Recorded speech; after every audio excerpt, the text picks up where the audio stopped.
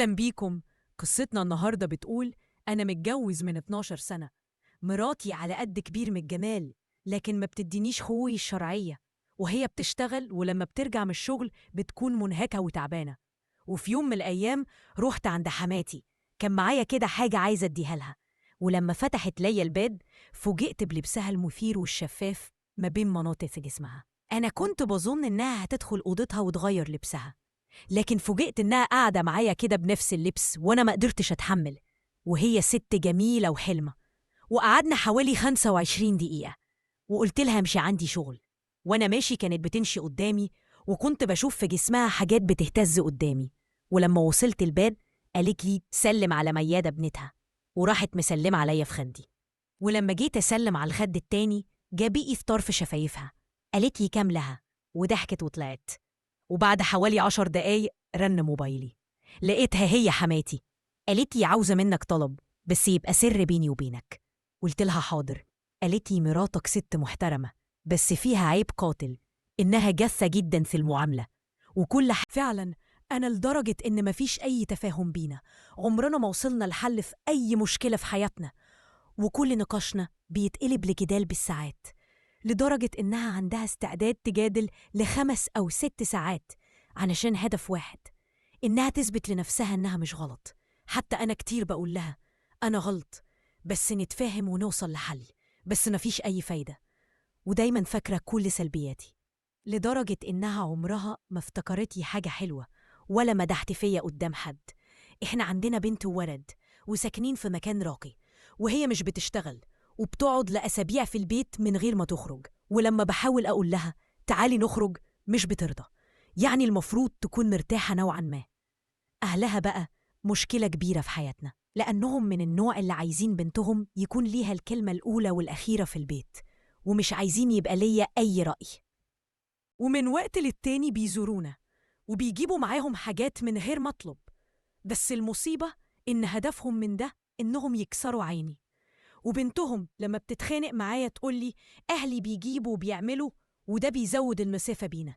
فأول جوازنا كانت مهتمة بالعلاقة اللي بينا جدا علشان تخلف، بس بعد 4 سنين من الجواز زهدت في العلاقة وبقت تقريبا مش عايزاها، وده طبعا زود الفجوة بينا، وابتدت تغضب وتسيب البيت وتروح عند أهلها بالشهور. وأهلها لما عرفوا بالمشاكل اللي بينا وقفوا في صفها، وركزوا إنهم يداروا على عيب بنتهم بقصة الفلوس، وإنهم بيجيبوا حاجات للبيت من غير طلب مني، لكن لازم أبقى أنا المقصر علشان يداروا على تأثير بنتهم معايا كست. أنا عن نفسي بحب عيالي ومدخلهم مدارس خاصة علشان يتعلموا كويس، وكل اللي معايا بصرف عليهم لدرجة إني بنسى نفسي. ومع إن حصل لي مشاكل في شغلي، لكن بدفع مصاريف المدارس وبصرف على البيت، لكن مش قادر أوفي تطلعات مراتي المادية. قلت لها خلاص ندور على مدارس أقل علشان نوازن بين طلبات الأولاد والبيت، لكن مراتي رفضاه وبتتمنع، مع إن المستوى اللي عايزه تعيش فيه أكبر من إمكانياتي. رحنا لأخصائي علاقات زوجية، بس رفض مراتي إنها تسمع لأي رأي غير اللي هي عايزاه، خلى الحل مستحيل. والدكتورة وقفت الجلسات، وبعد 3 جلسة قالت لي الحياة دي ما تنفعش، والوضع مش سليم، وعيشتكم دي حرام. فتجاهل، ولو طلبت الطلاق طلقها بس بشروط، لأنها هي اللي حطتك في الموقف ده.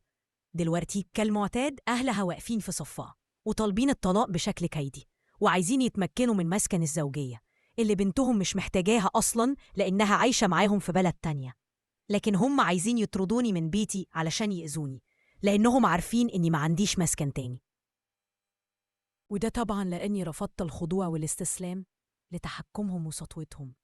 حالة غريبة من الحقد والكره بشوفها منهم ومن مراتي، ونكران للعشرة، وأنا مش فاهم سببها.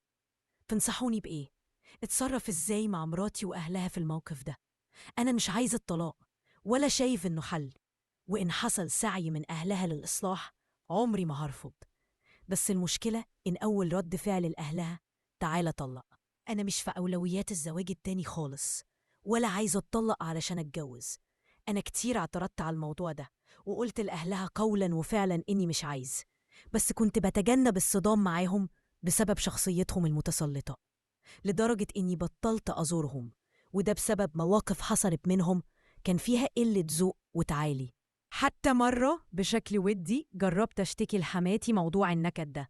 لقيتها بتقولي أنت سبب كل النكد، أنت طولت معانا، يعني لو مش عاجبك طلقها، وبدون أي نصيحة لمراتي. أنا دايما في نظرهم ونظر بنتهم الشخص الجلاد وهم الضحايا. أنا طبعا فيا عيوب وبقول كلام دبش، بس ده لما بنهار وبتعصب، وبعد ما مراتي تقعد تتدخل معايا في جدال لساعات بدون أي فايدة. وكتير بقول لها كفاية كده، نسكت أحسن لينا، لكن مش بترضى تسكت، لدرجة إني أحياناً بفتح باب الأوضة وازقة بره، لأني ببقى خلاص مش قادر. وده بعد 4 أو 5 ساعات جدال، ومش ببقى حابب أتصرف كده، بس ده بيبقى غصب عني. وبسبب موضوع الجدال الكتير بطلت أسألها مالك، مقوش عارفة متضايقة، لأني عارف اللي هيحصل، وبكتفي بالسكوت. والكلام ده مش جديد، ده من أول يوم جواز قبل العيال والمسؤوليات. هي طبعها كده، وأنا في البيت ماليش طلبات. عمري ما قلت لها هاتيلي مية أو اعملي كذا أو انتقد حاجة مش عجباني. بخدم نفسي، وعمري ما كنت ببتدي المشاكل. وكان رأي الدكتورة ليها إن انتي بتبذلي جهد كبير جدا مع الولاد، وبتعملي تعليم أكبر كتير من تعليمك، وكمان سنة والاتنين مش هتقدري تلحقيه. وده مش مبرر إنك تهملي في جوزك، لكن رفضها للتغيير وعدم تقبلها إن في مشكلة من ناحيتها أكبر مشكلة. وحكم من أهلي وأهلها صعب، بسبب إن أهلها مش عقلاء، بيستخدموا الطلاق كسلاح للتهديد واستغلال تمسكي بيكي. لما كلمت الدكتورة اكتشفت إن مراتي نقلة كلام غلط، والدكتورة انفعلت عليها وقالت لها لو اتعملك قعدة عيلة مفيش راجل من اللي قاعدين مش هيشيلك من تحت جزمته. ومراتي كل اللي قالته على لسان الدكتورة كان غلط. أنا لا بقول إني ملاك، كل واحد فينا له سلبياته وإيجابياته، بس لما طرف يتعنت ويطلب الطلاق أول رد فعل ويستغل القانون علشان يأذي الطرف التاني، يبقى فين ولا تنسوا الفضل بينكم؟ هل معقول بعد 12 سنة اكتشفت فجأة إن إنسان ما يتعاشرش؟ ولو دي تراكمات فده سببه إن ما كانش فيه لغة حوار. أنا سعيد كتير، لكن السعي من طرف واحد. وفي الآخر للناس اللي هاجمتني بقول أنا مش ناقص، والله أعلم أنا فيا اللي مكفيني. أنا أكيد عندي عيوب، بس بشهادة كل الناس اللي حواليا محدش شاف إن عيوبي سبب للطلاق وهدم البيت.